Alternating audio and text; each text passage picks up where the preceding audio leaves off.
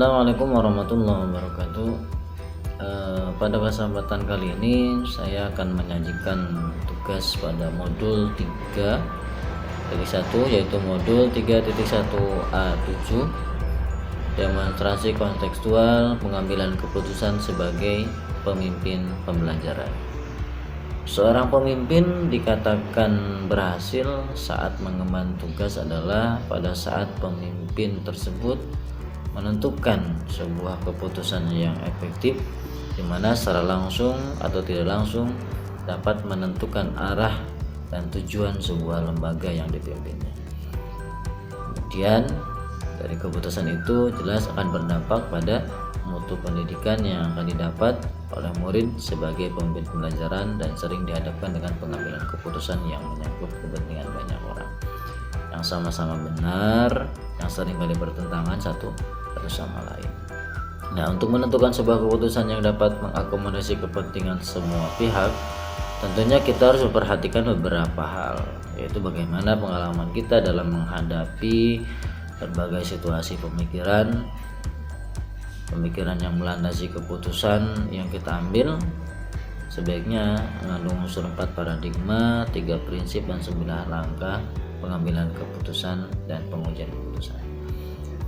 Untuk selanjutnya berikut saya sampaikan demonstrasi kontekstual pengambilan keputusan sebagai pemimpin pembelajaran yang saya sajikan dalam bentuk video jurnal monolog mengenai pengambilan keputusan sebagai pemimpin pembelajaran.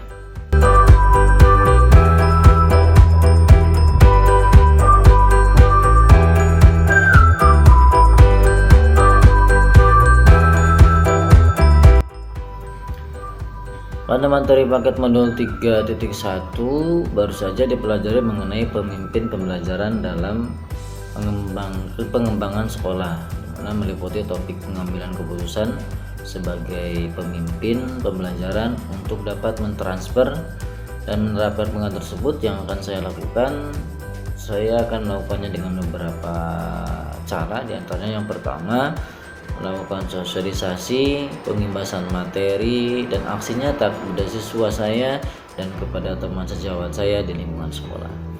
Kemudian cara yang kedua adalah sosialisasi materi yang saya dapatkan melalui akun media sosial saya seperti WhatsApp group, channel YouTube, Instagram ataupun blog pribadi. Kemudian cara berikutnya adalah saya akan mencoba membuka ruang diskusi positif dan ruang kolaborasi antar guru di sekolah untuk meningkatkan kualitas pembelajaran di lingkungan tempat saya mengajar. Dan cara yang keempat adalah berupaya untuk menerapkan pengetahuan yang sudah saya peroleh dalam rancangan pembelajaran di kelas, meningkatkan keterampilan bersosialisasi dan manajemen emosi melalui interaksi dengan siswa dan rekan sejawat lainnya.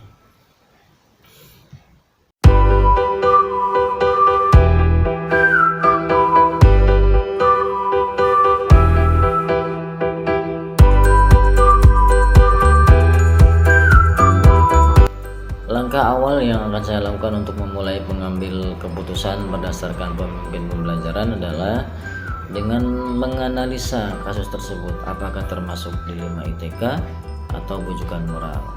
Seperti yang kita ketahui bahwa dilema etika merupakan situasi yang terjadi ketika seseorang itu harus memilih antara dua pilihan, di mana kedua pilihan tersebut secara moral adalah benar, tetapi saling bertentangan. Sedangkan yang dimaksud dengan bujukan moral adalah merupakan situasi yang terjadi ketika seseorang harus membuat sebuah keputusan antara benar dan salah.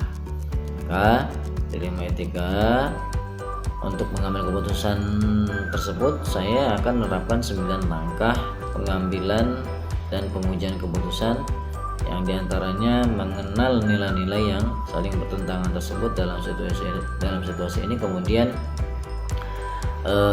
menentukan siapa yang terlibat, mengumpulkan fakta-fakta yang terlibat yang relevan, kemudian melakukan pengujian benar atau salah, dan juga melakukan uji legal, uji regulasi, standar profesional, uji intuisi, uji halaman dan banturan, dan uji panutan idola.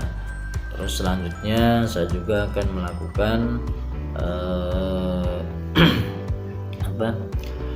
pengujian paradigma benar lawan benar, melakukan prinsip resolusi investigasi opsi 5, kemudian membuat keputusan dan melihat lagi keputusan, kemudian merefleksikan keputusan tersebut.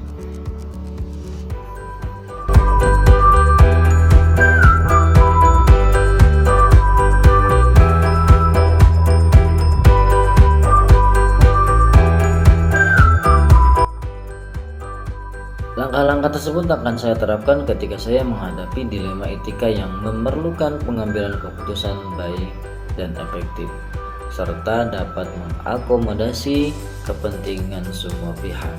Kalau hari ini saya mengalami kasus dilema etika tersebut, maka langkah-langkah tersebut akan saya lakukan pada hari ini juga, dengan memperhatikan paradigma pengambilan keputusan, 3 prinsip dilema etika, dan 9 langkah pengambilan dan pengujian keputusan.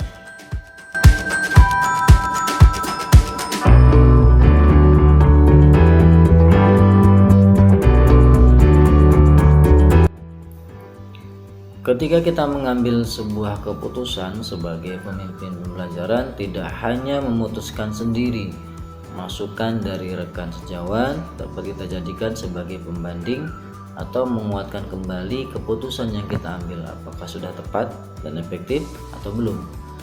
Nah, menurut saya yang menjadi pendamping adalah, pertama adalah teman diskusi dalam menentukan langkah-langkah pengambilan keputusan. Sebagai pemimpin pelajaran tentunya adalah kepala sekolah, rekan sejawat, siswa, orang tua siswa, komite, dan juga pengawas sekolah.